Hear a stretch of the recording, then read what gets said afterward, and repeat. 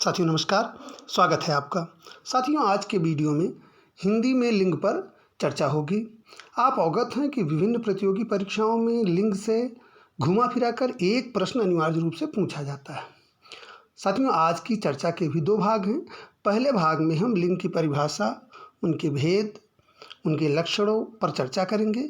बाद में हम जो भाग 2 होगा आज के वीडियो का, उसमें विगत परीक्षाओं में जो लिंग से प्रश्न पूछे गए हैं उन प्रश्नों का हम अभ्यास करेंगे, उनकी चर्चा करेंगे। तो साथियों आइए आज की चर्चा शुरू करते हैं। पहले देखते हैं लिंग की परिभाषा।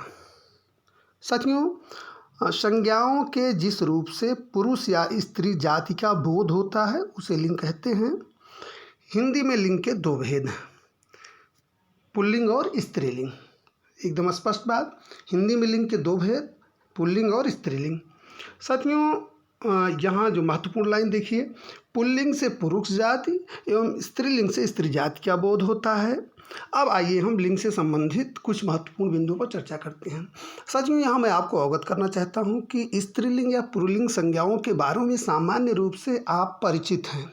दैनिक जीवन में, आपकी बातचीत में, आपके व्यवहार में स्त्रीलिंग या पुल्लिंग जो भी संज्ञाएं हैं उनसे आप परिचित होते हैं। कई बार जैसे परीक्षाओं में जो प्रश्न पूछे जाते हैं वो तकनीकी बिंदुओं से पूछे जाते हैं। तो यहाँ आज हम सामान्य रूप से हिंदी में जो लिंग का भेद है, संज्ञाओं के जो स्त्रीलिंग यहाँ पुल्लिंग है उस पर चर्चा नहीं करेंगे, उस पर चर्चा बड़ी लंबी हो जाएगी। हम यहाँ जो महत्वपूर्ण बातें हैं हिंदी में लिंग से संबंधित उन बिंदुओं पर चर्चा करेंगे, उसके बाद अभ्यास पर प्रश्न पर चर्चा करेंगे। तो चलिए देखते हैं पहला और महत्वपूर्ण बिंदु क्या है। साथियों पहला और महत्वपूर्ण बिंदु है हिंदी में संज्ञा शब्दों के लिंग का प्रभाव। जैसा कि मैंने पहले भी कहा कि अब संज्ञा के उदाहरणों पर हम बहुत चर्चा करने वाले नहीं हैं, स्त्रीलिंग पुल्लिंग संज्ञा के उदाहरणों पर नहीं, जो महत्वपूर्ण बिंदु हैं जिनसे प्रश्न बनते हैं उन पर चर्चा होगी। तो पहला बिंदु है साथियों, हिंदी में संज्ञा शब्दों के लिंग का प्रभाव उनके विशेषणों और क्रियाओं पर पड़ता है। सबसे महत्वपूर्ण बात नोट करिए, हिंदी में संज्ञा शब्दों के लिंग का प्रभाव उनके विशेषणों और क्रियाओं पर पड़ता है। यहाँ दो उदाहरण के माध्यम से इसको स्पष्ट करेंगे। पहले दो उदाहरण देखिए, गाय काली है, बछड़ा काला है ना। तो गाय काली है, गाय स्त्रीलिंग है, तो देखिए विशेषण क्या होगा, विशेषण भी स्त्रीलिंग हो गया काली। बछड़ा काला है, बछड़ा पुल्लिंग है, तो विशेषण भी काला शब्द क्या है, विशेषण है, यह भी क्या हो गया, पुल्लिंग हो गया। उसी तरह से देखिए गाय दूध देती है, बछड़ा बड़ा होकर गाड़ी खींचता है। गाय स्त्रीलिंग है तो यहाँ देखिए क्रिया भी देखिए देती है हो गई, और बछड़ा बड़ा होकर गाड़ी खींचता है, बछड़ा पुल्लिंग है तो यहाँ क्रिया भी पुल्लिंग क्रिया का प्रयोग हो रहा है। पहला बिंदु संभवतः आपकी समझ में आ गया होगा।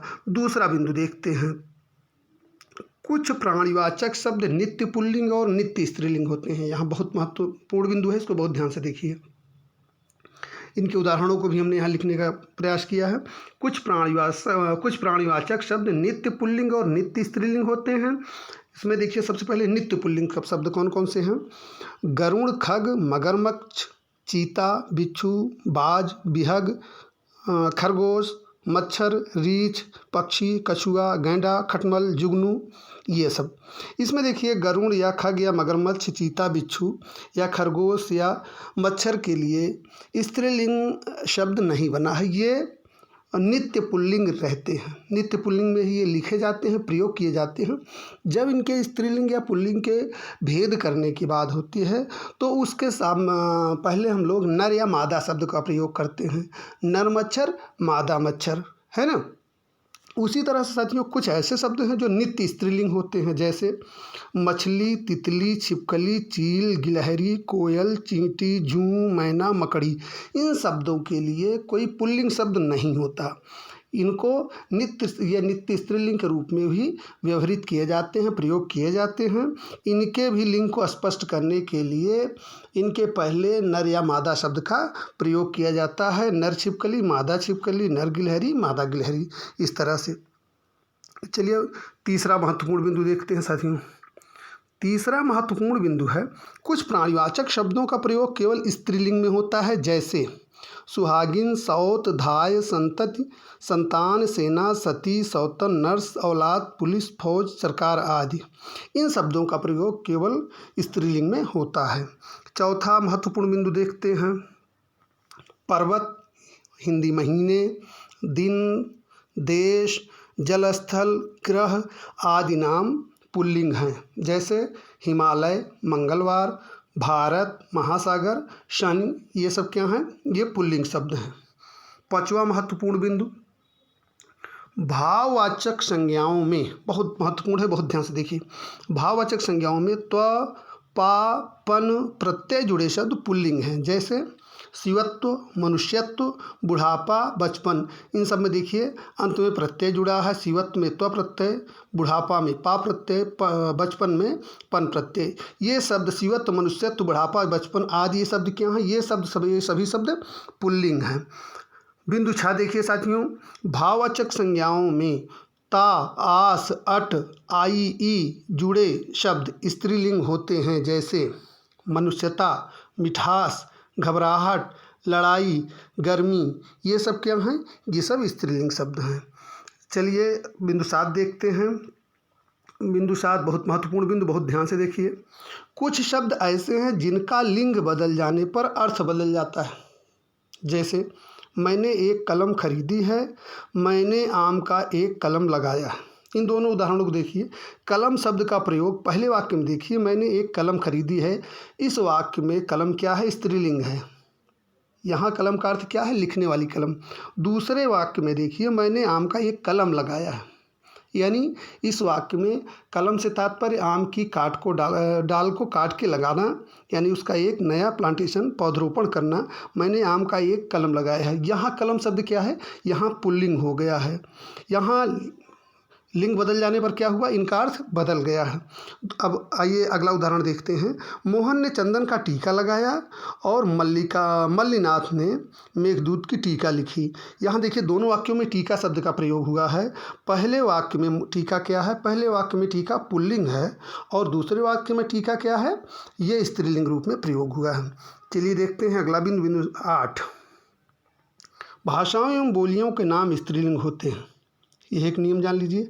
जैसे हिंदी, संस्कृत, बांग्ला, मराठी, तमिल, गुजराती आदि जो भी भाषाएं हैं, जो भी बोलियां हैं, उनके नाम सदैव स्त्रीलिंग होते हैं। साथियों 9वां महत्वपूर्ण बिंदु, अरबी, फारसी, उर्दू के ता अंत वाली संज्ञाएं स्त्रीलिंग होती हैं। जैसे मोहब्बत, शोहरत, इज्जत, जिल्लत, किल्लत, हिफाजत, शरारत, इबादत, नसीहत, बगावत, क़यामत आदि। ये शब्द क्या होते हैं? ये शब्द जो है ये स्त्रीलिंग होते हैं। चलिए अगला देखते हैं 10वां बिंदु, बहुत महत्वपूर्ण बिंदु यह भी है साथियों। द्वंद्व समास के समस्त पदों का प्रयोग पुल्लिंग बहुवचन में होता है। द्वंद्व समास क्या है? जो युग्म शब्द होते हैं, यानी जिनके बीच में और छुपा होता है। द्वंद्व समास के समस्त पदों का प्रयोग पुल्लिंग बहुवचन में होता है। देखिए उदाहरण, मेरे माता पिता आए हैं।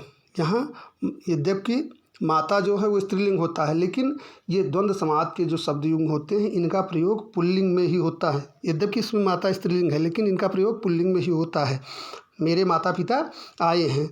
दूसरा उदाहरण देखिए, उसके भाई बहन दिल्ली में पढ़ते हैं। इसमें भाई के साथ बहन भी जुड़ा है, बहन स्त्रीलिंग है, लेकिन द्वंद्व समास वाले जो समस्त पद हैं उनका प्रयोग पुल्लिंग में होता है। यहाँ एक भाई बहन क्या है? पुल्लिंग है। माता पिता क्या है? पुल्लिंग में प्रयोग हुआ है। ठीक है साथियों, तो यहाँ हमने 10 महत्वपूर्ण बिंदुओं को जो लिंग से संबंधित हैं, जिनसे परीक्षाओं में प्रश्न उलझाए जाते हैं, जिससे प्रश्न आपको परेशान कर लेने के लिए बनाए जाते हैं, उन महत्वपूर्ण बिंदुओं पर हमने चर्चा की है।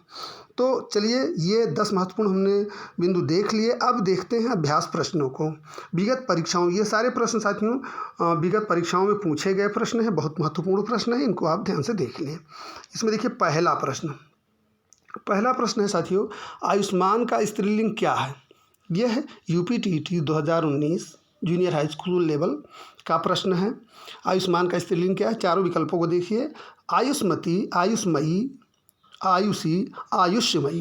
तो इसका सही उत्तर क्या होगा साथियों? इसका सही उत्तर है विकल्प संख्या 1, आयुष्मती। ठीक है, चलिए देखते हैं अगला प्रश्न। साथियों अगला प्रश्न है, पुल्लिंग शब्द का चयन कीजिए। यह है यूपीटीटी 2018 का प्रश्न है। बहुत महत्वपूर्ण प्रश्न, ध्यान से देखिए। पहिया, लिखावट, पखावज, मझधार, इसमें पुल्लिंग शब्द का चयन करना है साथियों। तो इसमें सही उत्तर क्या है? इसका सही उत्तर है साथियों विकल्प संख्या 1, पहिया। समय का पहिया चलता रहता है ना। तो इसमें सही शब्द क्या है? पहिया, विकल्प संख्या 1। चलिए देखते हैं अगला प्रश्न, प्रश्न संख्या 3। निम्न में से पुल्लिंग शब्द है। यह UPTT 2016 junior high school level का प्रश्न है। चारों विकल्पों को देखिए, इसमें से पुल्लिंग शब्द का चयन करना है। रात, बात, गीत, मात। तो इसमें सही उत्तर क्या है साथियों? इसमें सही उत्तर है विकल्प संख्या 3, गीत। गीत गाया जाता है ना। चलिए अगला प्रश्न देखते हैं, प्रश्न संख्या 4। ये भी बहुत महत्वपूर्ण प्रश्न है। अज शब्द को स्त्रीवाचक बनाने के लिए किस प्रत्यय का प्रयोग होगा? साथियों ये UP TET 2016 junior high school level में पूछा गया प्रश्न है। इसमें देखिए पूछ रहा है अज शब्द को स्त्रीवाचक बनाने के लिए किस प्रत्यय का प्रयोग होगा? ई, इक, आ और ई। तो इसका सही उत्तर क्या है? इसका सही उत्तर है साथियों विकल्प संख्या 3, आ। अज शब्द को स्त्री वाचक बनाने के लिए आ प्रत्यय जोड़कर अजा बनाया जाता है ना। अज को अजा, ठीक है। चलिए देखते हैं अगला प्रश्न, प्रश्न संख्या 5। दाता शब्द का स्त्रीलिंग क्या है? साथियों यह यूपी टेट 2014 में पूछा गया प्रश्न है। दाता शब्द का स्त्रीलिंग क्या है? 4 विकल्प देखिए, दाती, दात्री, दात्री और धात्री। तो इसका सही उत्तर क्या है साथियों? इसका सही उत्तर विकल्प संख्या 3, दात्री, ठीक है। चलिए देखते हैं अगला प्रश्न, प्रश्न संख्या 6। हिंदी के शब्दों का लिंग निर्धारण किसके आधार पर होता है? यह यूपीटीटी 2013 में पूछा गया प्रश्न है। प्रत्यय के आधार पर, क्रिया के आधार पर, संज्ञा के आधार पर और सर्वनाम के आधार पर। तो साथियों इसका सही उत्तर है विकल्प संख्या 3। हिंदी के शब्दों का लिंग निर्धारण संज्ञा के आधार पर होता है और संज्ञा के ही अनुसार क्रिया और विशेषण का प्रयोग होता है, ठीक है ना। चलिए देखते हैं अगला प्रश्न, प्रश्न संख्या 7। पुल्लिंग शब्द कौन सा है? साथियों ये यूपीटीटी 2011 में पूछा गया प्रश्न है। चारों विकल्पों को देखिए, नदी, पानी, इलायची, प्यास। इसमें सही उत्तर क्या है? इसमें सही उत्तर है साथियों विकल्प संख्या 2, पानी। पुल्लिंग शब्द कौन सा है? पानी है। चलिए देखते हैं अगला प्रश्न। निम्नलिखित में पुल्लिंग शब्द है, ये उत्तराखंड टेट परीक्षा 2013 का प्रश्न है साथियों। बहुत महत्वपूर्ण प्रश्न है, इसलिए हमने यहाँ संकलित कर लिया। बुढ़ापा, जड़ता, घटना, दया, कौन सा पुल्लिंग शब्द है? अभी पिछली चर्चा में इसमें से एक शब्द आ भी चुका है, वही इसका सही उत्तर है। सही उत्तर क्या है साथियों? सही उत्तर है विकल्प संख्या 1, बुढ़ापा, ठीक है ना। चलिए देखते हैं 9वां प्रश्न। साथियों 9वां प्रश्न है, कौन सा शब्द पुल्लिंग में प्रयुक्त नहीं होता? ये भी उत्तराखंड टीईटी 2016 का प्रश्न है। हाथी, नदी, दही, पानी। तो सही उत्तर क्या है साथियों? इसमें सही उत्तर विकल्प संख्या 2, नदी शब्द पुल्लिंग में प्रयुक्त नहीं होता, बाकी तीनों जो है वो पुल्लिंग शब्द हैं। चलिए देखते हैं अगला प्रश्न, प्रश्न संख्या 10। कौन सा शब्द हरिण का स्त्रीलिंग रूप है? यह भी साथियों उत्तराखंड टीईटी 2011 का प्रश्न है। इसमें चारों विकल्पों को देखिए, हरिण शब्द का स्त्रीलिंग रूप हरिणी, हिरिणी, हिरड़ी, हिरिड़ी। तो इसका सही उत्तर है साथियों विकल्प संख्या 1, हरिणी, ठीक है ना। तो साथियों ये है अभ्यास सेट का अंतिम प्रश्न था। और मुझे लगता है कि आप लोगों को लिंग की जो महत्वपूर्ण बातें हैं, जो 10 बिंदु हमने बताया, उसको अगर आप ध्यान से देख लेंगे तो आपका प्रश्न बिल्कुल गलत नहीं होगा। ये अभ्यास प्रश्न मैंने इसलिए इसमें डाल दिए कि प्रश्न इसी तरह से पूछे जाते हैं। संभव है कि इसी में से कोई प्रश्न आपकी परीक्षा में रिपीट हो जाए। अगर आपका अभ्यास रहेगा तो निश्चित रूप से वो सही होगा। तो आज की कक्षा में, आज के वीडियो में इतना ही। मिलते हैं अगली क्लास में, अगली वीडियो में एक नए प्रकरण के साथ। तब तक के लिए धन्यवाद, नमस्कार।